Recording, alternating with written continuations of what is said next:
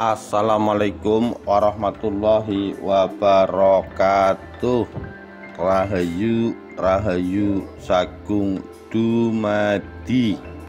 Dahsyatnya senjata pamungkas Kerajaan Singosari, Ken Arok, tombak Trisula pusaka jagat raya.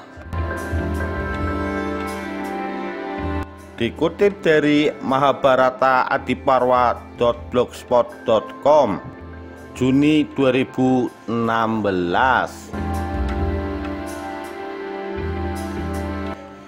Tombak Trisula ini sebenarnya merupakan perpaduan antara senjata Batara Siwa atau Batara Guru dan pasangannya Durga. Bentuknya biasa saja, polos, tidak berukir, berwarna kecoklat-coklatan, tidak berpamor karena sudah terlalu tua usianya. Meskipun demikian, tombak Trisula ini memiliki kelebihan, dipercaya sebagai pusaka jagat raya. Munculnya senjata andalan kerajaan Singosari ini bukanlah dibuat oleh orang sakti seperti misalnya Empu Gandring atau Empu Supa, akan tetapi diyakini dibuat oleh Hyang Agung atau dewa pada zaman Ken Dedes, istri dari Ken Arok. Oleh karena itulah tombak Trisula ini dianggap sangat istimewa. Oleh ahli pusaka dipercaya sebagai senjata Batara Siwa paling ampuh di antara tombak-tombak yang ada di Indonesia. Tombak ini bukan digunakan untuk berperang, akan tetapi hanya piandel atau pusaka kerajaan jagat raya, ujar Hyang Suryo yang berabiseka Sri Wilatikta Brahmaraja 9, pemilik tombak ampuh dari kerajaan-kerajaan zaman dahulu. Karena keampuhan itulah Raja Kertanegara yang berasal dari kerajaan Singosari menjadikan tombak Trisula ini sebagai piandel kerajaan. Hasilnya memang nyata, dirinya menjadi raja yang disegani di kawasan Asia Tenggara. Namun setelah senjata itu hilang dari kerajaan, Kertanegara dapat ditaklukkan oleh Prabu Jayakatwang dari kerajaan Kediri. Keberadaan tombak Trisula ini disakralkan dan tidak boleh dikirap pada tiap-tiap ada upacara. Akan tetapi hanya ditaruh di pelinggihan utama sebagai simbol Batara Siwa pada upacara keagamaan.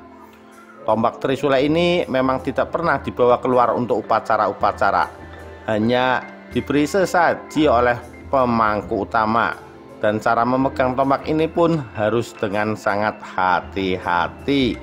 Kemudian tombak Trisula ini diletakkan di pelinggihan Padma Siwa, ujar Hyang Suryo Brahmaraja 9 kepada majalah Posmo.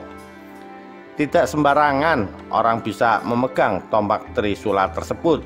Biasanya yang memegang tombak Trisula ini akan kesurupan, padahal pada mulanya orang itu sadar pada saat akan memegang.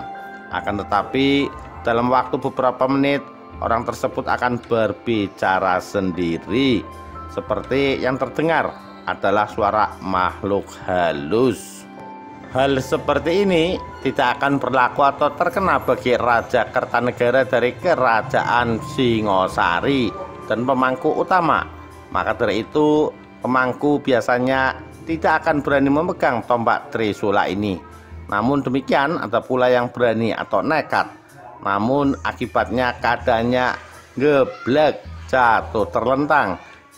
Hal ini pernah dialami oleh Mangku Bima Wananda karena tidak kuat.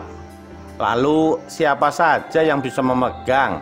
Ternyata hanya pendeta tingkat tinggi yang mampu melakukannya. Yang perlu diingat bahwa tombak Trisula dicuci hanya dengan diperciki air dan digosok dengan daun kelapa muda yang diwujudkan sapu, bukan dicelupkan ke dalam air kembang setaman sebagaimana tombak milik Rakuti atau tokoh lainnya pada bulan Suro. atau pusaka Pura Mojopahit yang nyuci Empu Sudarmaji, kakak Gubernur Jatim Basofi Sudirman waktu itu, dan disaksikan oleh wartawan.